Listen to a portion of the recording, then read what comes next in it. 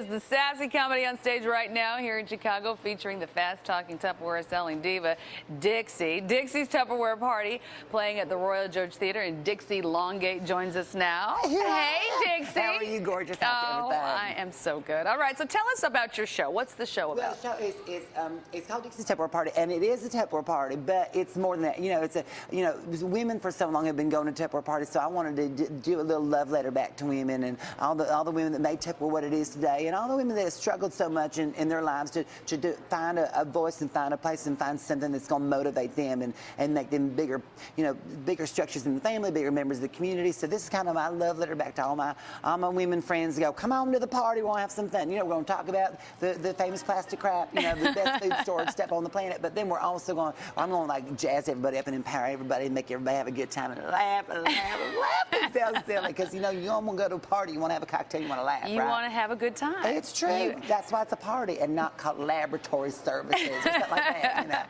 Well, I have to say, you were supposed to, she was supposed to have her Tupperware here. I was. But you forgot your Tupperware in the taxi. I did. I had a big bag of Tupperware. I was going to bring in, show some stuff and everything, and then I got out of the cab and it was in the back and it rolls away and I was like, oh, have a nice day.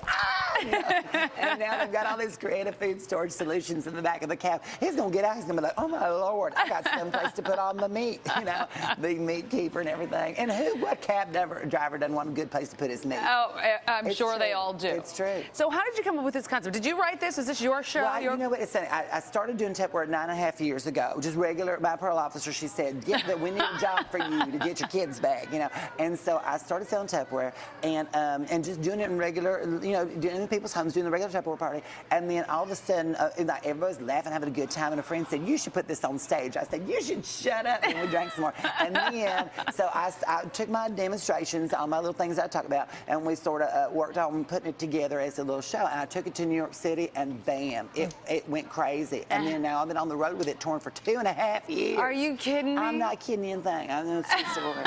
Isn't that crazy? And now we're here in big old Chicago. I can't even wait. It's colder than I thought, and I didn't bring my muff. I needed someplace to stick my hands. I'm not. And you're from Mobile, Alabama, so I know you're not used to it. No, Mobile, Alabama, we're used to fireflies and sucking the heads off crawdads and going to a clam bake. That's what we're used to. So this is different for me, but I like it. Everybody's been so neighborly. I've been learning my way around and everything. It's nice. Well, It's good. nice. Well, why Tupperware and why the 1950s? Because clearly you've got the 50s look happening here.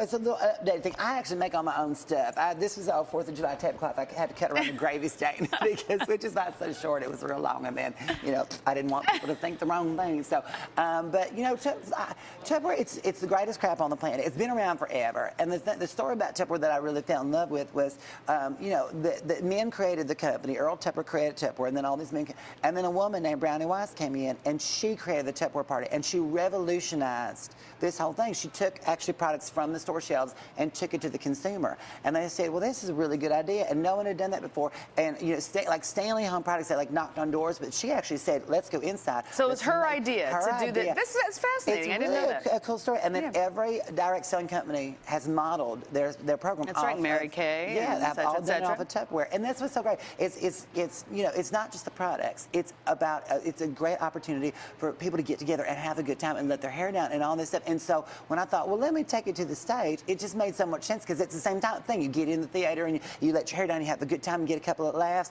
It's like I'm taking the living room and just dropping it right out into the theater. Well, anybody would be buying Tupperware if you were selling it, honey. You are so hilarious. Sweet. I can't stand it. I want to rub up on your leg. You're so nice. Now, how long, just real quickly, how long were you in New York, and then how much longer do you plan to tour? Well, we was in New York. We just wanted to do it as a little thing. It was supposed to be 2 months. We ran for 4 months. Good for you. Yeah, which was nice. And then we had to shut it down because we had to go on the road. So then the road happened, and we've been on the road for the last 2.5 years, and we'll just keep going. Just go. In Chicago, and we got a lot of other cities that are like, bring your food storage here because people need those solutions. And there are a couple of foreign countries. Like we know we're going to Australia next year with the show. Isn't that crazy? Perfect. I don't even think they have food there. But I'm so excited about now.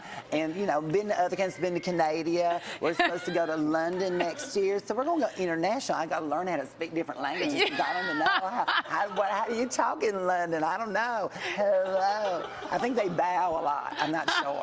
I don't know. I got try to read a book or Oh, something. Dixie, you are so much fun. You were sweet. I can't stand it. Oh, wow. Well, you can catch Dixie's Tupperware Party through May 15th. You're going to be here a I'm gonna minute. be here for 8 weeks. So You come need an on. apartment. Hooker. No, right now, I am. Well, it's a term of endearment. I'm sorry to say to everybody. Right All now, good, I'm baby, behind all the good. dumpster. I'm trying to find some, but I'm going to get out behind the dumpster. Well, you meet some nice people behind the dumpster. Oh. Right? And so, but I'm going to be here for a little while, so I'm going to get myself a little place to live. I'm going to put a do little that. window box when the cold stops and put little flowers in it. There and you be like, go. Isn't that sweet?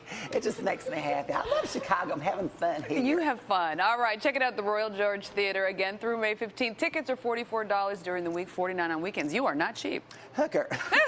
Well, it takes a lot, to look this pretty. It don't come easy. All right, baby. Thank you.